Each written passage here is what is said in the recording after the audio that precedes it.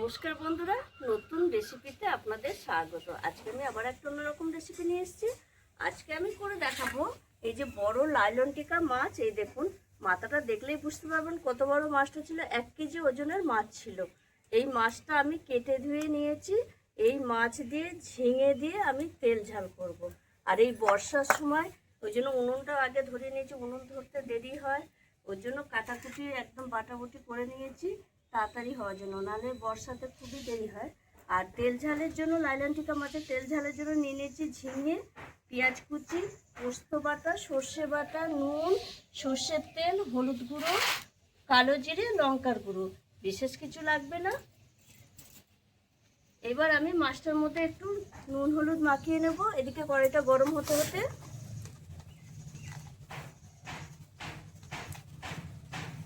আর এই বড় লাইলন টিকা মাছ খেতে খুব ভালো লাগে, আর একদম টাটকা পুকুরের মাছ।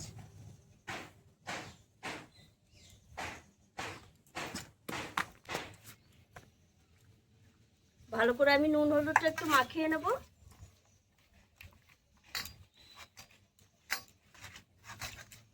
এই দেখুন বন্ধুরা, ভালো করে মাখিয়ে নিয়েছি। এবার আমি কড়াইয়ে দিয়ে দেবো সর্ষের তেল।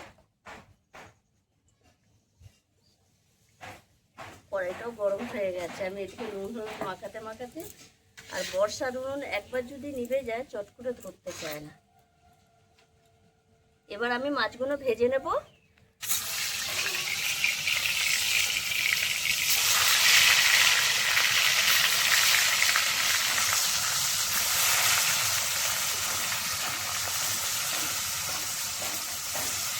এইভাবে মাছগুলো সব ভেজে নেব।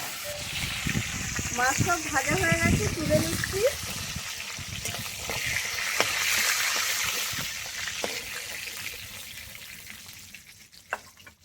এবার আমি ওই তেলেই ফোড়নে দিয়ে দেবো একটা শুকনো লঙ্কা, একটু কালো জিরে,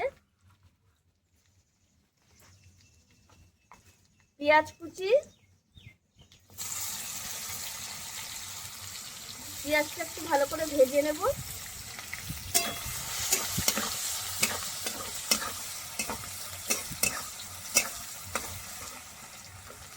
পেঁয়াজটা আধ ভাজা মতো হয়েছে। এবার আমি দিয়ে দেবো ঝিঙে, কেটে ধুয়ে রাখা ঝিঙে। আর ঝিঙেগুলো একটু লম্বা লম্বা বড় বড় করে কেটে নিয়েছি। এর সঙ্গে দুটো কাঁচা লঙ্কা একটু ভেঙে দেব। ঝিঙে আর পেঁয়াজ একটু ভালো করে ভেজে নেব।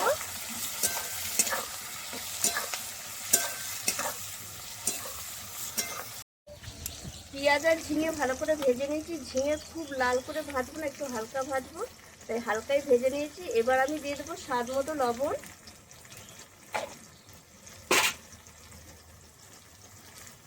হলুদ গুঁড়ো,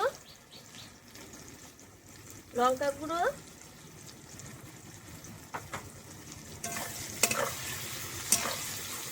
একটু নেড়ে ছেড়ে নিলাম। এবার আমি দিয়ে দেবো সর্ষে বাটা,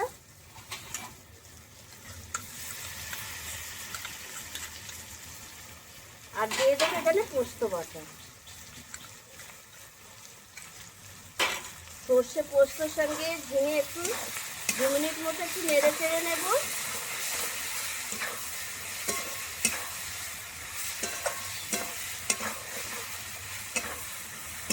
দেখুন বন্ধুরা কত সুন্দর লাগছে। আর 2 মিনিট মতো নেড়ে চেড়ে নেওয়ার কারণে একটু কাঁচা গন্ধটা চলে যাবে সর্ষে পোস্ত।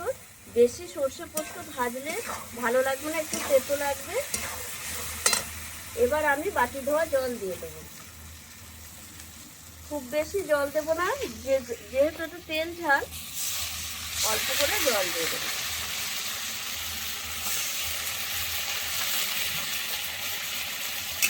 এবার ঝিঙেটা সেদ্ধ হওয়া অবধি অপেক্ষা করবো। যদিও সেদ্ধ হয়ে গেছে, আর একটু সেদ্ধ হবে।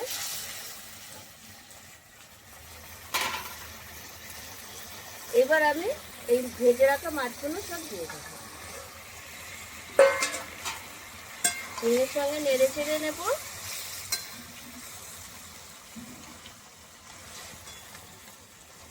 এইভাবে 2 মিনিট হতে থাক, তারপর আমি নামাবো।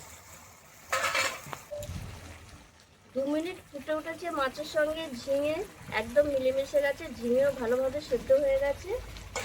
আমার তেল ঝালটা, যেহেতু একটু তেল ঝাল, উপর থেকে একটু সামান্য কাঁচা সর্ষের তেল দিয়ে দেবো, একটা ফ্লেভার ভালো আসার জন্য। এবার আমি নামিয়ে নেবো। এই সর্ষের তেলটা আপনারা ইচ্ছা করে দেবেন, ইচ্ছা না হলে দেবেন না, এটা অপশনাল।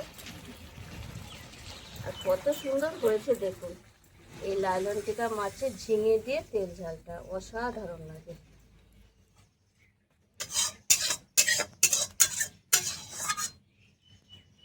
আপনারা একবার হলেও এই রেসিপিটা একবার করে খেয়ে দেখবেন।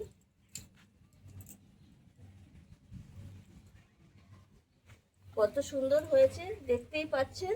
লাইলন টিকা মাছের ঝিঙে দিয়ে তেল ঝালটা অসাধারণ লাগে। আপনারা একবার হলেও এইভাবে তেল ঝালটা করে খেয়ে দেখবেন লাইলন টিকা মাছে। আর বড় লাইলন টিকা মাছ খেতে খুব ভালো লাগে, আবার পুকুরের একদম টাটকা মাছ। আর আমি যেভাবে রেসিপিটা করেছি একবার করে খেয়ে দেখে আমাকে কমেন্টে জানাবেন কেমন হয়েছিল। আর আমার এই রেসিপিটি যদি আপনাদের ভালো লেগে থাকে তাহলে লাইক করবেন, শেয়ার করবেন, সাবস্ক্রাইব করবেন। আবার দেখাবো আগামী ভিডিও।